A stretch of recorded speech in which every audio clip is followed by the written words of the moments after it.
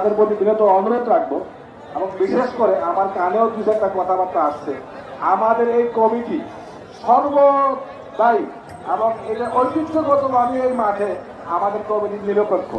আমরা খেলা পরিচালনা করতাম, তাহলে এই খেলাগুলা কন্টিনিউ করতে বছর হয়তো না। কাজে আপনাদের কোনো সিদ্ধান্ত যাতে কোনো দল ক্ষতিগ্রস্ত না হয়, ওই দিকে আমাদের জিন্দাবাদ, হায়দ্রাবাদের যুব সমাজ জিন্দাবাদ। ধন্যবাদ। আজকের খেলার উদ্বোধন ঘোষণা করবেন জনাব কামাল হোসেন, বিশিষ্ট ব্যবসায়ী।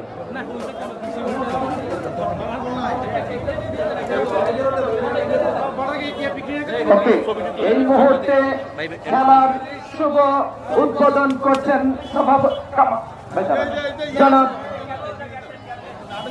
দুই ক্যাপ্টেন আছে। ক্যাপ্টেন একটু আছে প্লিজ, একটা ছবি তুলি তারপরে শেষ প্লিজ।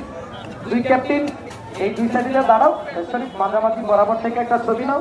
বিশ্বনাথন ভাই যদি অসুস্থ, একটু হাসি রাখতে হবে মুখে, কারণ কষ্ট করে যেহেতু এসেই পড়েছেন।